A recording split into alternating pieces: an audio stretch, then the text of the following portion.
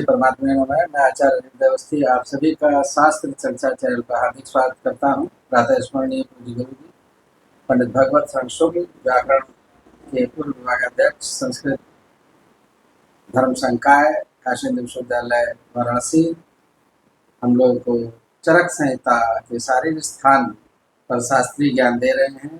पहला अध्याय है और 70वें श्लोक से गुरु जी हम लोग को ज्ञान देंगे। तो चलते लीलायित विश्वमेतदखिलं यस्मिन् पुनर्लीयते यस्मात् स्थावर जंगमात्मकमिदं लोकं दरीदृश्यते भासा यस्य विभान्ति सर्वजगतः ज्योतिषि सर्वात्मना तं देवं जगदेककारणमयं वन्दे त्रिलोकीश्वरम्। कृष्णाय वासुदेवाय हरये परमात्मने प्रणत क्लेशनाशाय गोविंदाय नमो नमः। शास्त्र चर्चा इस चैनल से संबद्ध सभी विद्वद्गण, सभी जिज्ञासु छात्र वृंद, सहृदय सज्जन वृंद एवं इस चैनल के व्यवस्थापक आचार्य हरिहृदय अवस्थी जी, आप सभी का चरक संहिता के शारीर स्थान के इस प्रथम अध्याय के विचार परंपरा में स्वागत है। कल हम लोगों ने व्यक्त अव्यक्त के स्वरूप को लेकर के चर्चा की थी 69वें श्लोक तक। आज 70वें श्लोक से हम लोग चर्चा करेंगे। प्रश्न की परंपरा में प्रश्न हुआ था, किम लिंगम पुरुषस्य च। इसी का उत्तर इन चार कारिकाओं अर्थात 70वीं, 71वीं, 72वीं और 73वीं में दिया गया और उसके पूरे स्वरूप का परिचय बतलाया गया। सर्वप्रथम इसके स्वरूप को बतलाते हुए कहा गया है कि प्राणापानौ निमेषाद्या जीवनम मनसो गति इंद्रियांतर संचारः प्रेरणम धारणम च यत् देशांतर्गति स्वप्ने पंचत्व ग्रहणम तथा दृष्टस्य दक्षिणेनाख्ना सभ्येनावगमस्तथा। हमारे शरीर में यद्यपि प्रत्येक अंगों का महत्व है, परंतु सर्वप्रथम महत्व किसका है? प्राणवायु और अपान वायु का। प्राणवायु हमारे जीवन को आगे बढ़ाती है और अपान वायु इस जीवन को, शरीर को स्वस्थ रहने में सहायक होती है। अगर ये दोनों वायु बिगड़ जाएं तो शरीर पूर्ण रूप से अस्वस्थ हो जाता है। इसलिए इनकी प्रथम चर्चा की गई। तो प्राणवायु, अपान वायु और निमेष। निमेष कहते हैं पलकों का गिरना और उन्मेष कहते हैं पलकों का उठना। तो निमेष आद्या, निमेष और उन्मेष। और जीवनम, जीवन गति चलना। मनसा गति और मन का गमन। मन जो है सर्वथा चंचल है। भगवान ने भी गीता में कहा है, चंचलम ही मनः कृष्ण प्रमाथि बलवत् दृढ़। तो सबसे तेज गति जो है मन की मानी जाती है। तो मनसा गति। इंद्रियांतर संचार, और मन अकेले काम नहीं करता है। इंद्रियों के माध्यम से वस्तु का ज्ञान कराता है। तो इंद्रियों के मध्य में संचरण करने वाला मन होता है। तो इंद्रियों के अंतः संचार करने वाला जो मन है, उसका मन का संचार। और जब मन का संचार इंद्रियों के अंदर होता है तभी इंद्रियां अपने विषय का ग्रहण करती हैं। इसलिए इंद्रिय संचार प्रेरणम। मन करता क्या है? उस तत्त इंद्रिय से संबद्ध होकर के उस विषय के ग्रहण में वो प्रेरणा प्रदान करता है कि आप इस वस्तु का साक्षात करिए। इंद्रियां जो अपने अपने विषय को ग्रहण करती हैं, उसका प्रेरक जो है वो मन को माना जाता है। इसलिए प्रेरणम, धारणम। धारण का मतलब होता है उस विषय का साक्षात्कार करके उसको धारण करना, अर्थात अपने प्रवृत्ति को उस क्षेत्र विशेष में, विषय विशेष में उसको रोक देना। और उसका मन की एक गति और होती है, स्वप्ने देशांतर गति। वह स्वप्न में एक क्षेत्र से दूसरे क्षेत्र में भी चला जाता है, वहां पर वो अपने कार्यों को करता है।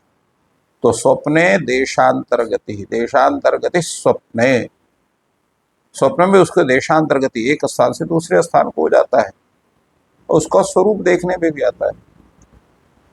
और दूसरा है पंचत्व ग्रहणम, तथा तथा पंचत्व ग्रहण। पंचत्व शब्द का अर्थ यहाँ पर है निष्क्रियता। कभी कभी वो निष्क्रिय होता है, कुछ भी नहीं करता है। तो स्वप्न में दोनों बातें होती है, देशांतर गति भी होती है और उसकी निष्क्रियता भी होती है। सुषुप्ति अवस्था में विशेष रूप से मन निष्क्रिय होता है। यहाँ स्वप्न शब्द का जो है, स्वप्न शब्द का अर्थ यहाँ पर जो है वो शयनावस्था में हम कर सकते हैं। तो शयनावस्था दो प्रकार की होती है, एक सुषुप्ति अवस्था और एक जो है स्वप्नावस्था। तो स्वप्नावस्था में मन की देशांतर गति होती है और सुषुप्ति अवस्था में मन का जो है वो निरोध होता है, निष्क्रियता होती है, इसलिए पंचत्व ग्रहणम था।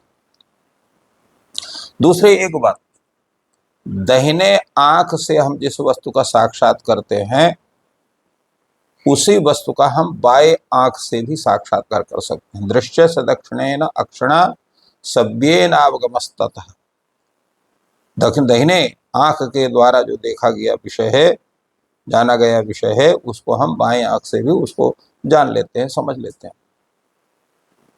तो ये स्वरूप उसका होता है जीव का, पुरुष का। और कुछ और गुण हैं जो उस परमात्मा के लिंग अर्थात हेतु बतलाए गए। क्या है? इच्छा, द्वेष, सुखम, दुखम, प्रयत्न, चेतना, धृति, बुद्धि, स्मृति, अहंकार, लिंगानि परमात्मा। ये परमात्मन लिंगानि, ये परमात्मा के लिंग है। परमात्मा शब्द से यहाँ पर पुरुष है, पुरुष के लिंग है। क्या क्या है? इच्छा होना, द्वेष होना, सुख की प्राप्ति, सुख होना, दुख होना। सुख का मतलब होता है अनुकूल स्थिति, दुख का मतलब होता है प्रतिकूल स्थिति। प्रयत्न, क्रिया होना, चेतना, चैतन्यता होना, और धृति, धृति माने धारण शक्ति, हम किसी चीज को धारण करते हैं। बुद्धि, बुद्धि का तात्पर्य है ज्ञान और किसी वस्तु विशेष का हम उसको धारण करते हैं अपने बुद्धि में, ज्ञान के अंदर। स्मृति, पूर्व विषय का, पूर्वकृत विषय का, अनुभूत विषय का पुनः बुद्धि में स्थित होना, उसको स्मृति। और अहंकार, अहंकार जो कार्य में प्रवृत्त करता है, इस कार्य को हमको करना ही है, हम कर सकते हैं, इत्याकारक भाव, वो अहंकार का भाव है। तो एतानि परमात्मनः लिंगानि, परमात्मनः पुरुषस्य लिंगानि चिन्हानि, ये चिन्ह है उसके। यस्मात् समुपलभ्यन्ते लिंगान्येतानि जीवतः निवृत्तस्यात्मलिंगानि तस्मात् आहुः महर्षयः। ये जो लिंग है, इच्छा, देश, सुख, दुख, प्रयत्न, चेतना, धृति आदि, ये लिंगानि एतानि जीवतः यस्मात् समुपलभ्यन्ते, जो जीवित पुरुष है उसी में ये प्राप्त होते हैं। न मृतस्य आत्मलिंगानि, ये जो है मृत व्यक्ति के ये जो है शरीर जो है वो रहस्य नहीं माने जाते, उनके लिंग नहीं माने जाते, हेतु नहीं माने जाते, क्योंकि मरे हुए शरीर में दिखलाई नहीं पड़ते। न मृतस्य आत्मलिंगानि तस्मात् आहुः महर्षयः, इसलिए महर्षि कहते हैं कि ये जो है जीवित शरीर के ही ये लिंग माने जाते हैं, मृत शरीर के लिंग नहीं माने जाते। यहाँ पर जो दो वस्तु का यहाँ ज्ञान आवश्यक है, एक पंचत्व ग्रहण के विषय में चर्चा हुई, दूसरे देशांतर्गति स्वप्ने पंचत्व ग्रहणम तथा में वही चर्चा है। तो जिसमें बतलाया गया कि आत्मा जो है कैसे इंद्रियों के द्वारा कैसे हम ज्ञान करते हैं। इसमें न्याय शास्त्र में कहा है कि आत्मा मनसा संयुज्यते मन इंद्रियेण इंद्रियम अर्थेन ततो ज्ञान उत्पद्यते। आत्मा पहले मन से संयुक्त होता है और मन जो है इंद्रिय से संयुक्त होता है और इंद्रियां अपने अपने विषय से संयुक्त होती हैं, तब जाकर के उस विषय का ज्ञान होता है। तो यही है पंचत्व ग्रहणम, है उसका स्वरूप का ग्रहण करना। और जिस समय हम उसका ग्रहण करते हैं उसी समय उसका ज्ञान होता है। और ये जानना आवश्यक है कि ज्ञान इच्छा प्रयत्न ये क्षणाद्वय स्थायी, उत्पद्यते तिष्ठति नश्यति। उत्पत्ति काल में और स्थिति काल में इच्छा ज्ञान और प्रयत्न होता है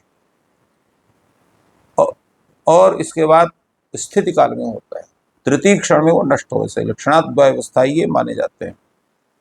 तो इसलिए इनके स्वरूप को इन्होंने ये कहा। और ज्ञान में जो है आत्मन संयोग जो है ये असमवाय कारण के रूप में उपस्थित होता है।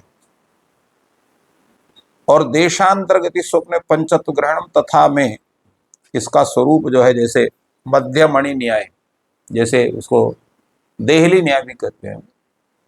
तो जैसे देहली में अगर कोई दीपक है तो बाहर भी उजेला करेगा और अंदर भी उजेला करेगा, तो ये स्थिति इनकी होती है।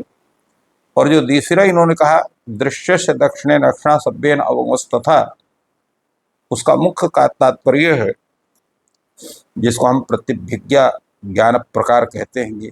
यह वही पदार्थ है जिसको हम दाहिनी आंख से देख से वही बाएं आंख से उसको हम समझा जा सकता है। इससे ये स्थिति नहीं होती है कि जो व्यक्ति दाहिने आंख से देखता है उस पदार्थ को दूसरे आंख से उसका साक्षात्कार नहीं करता है, यही उसका तात्पर्य है।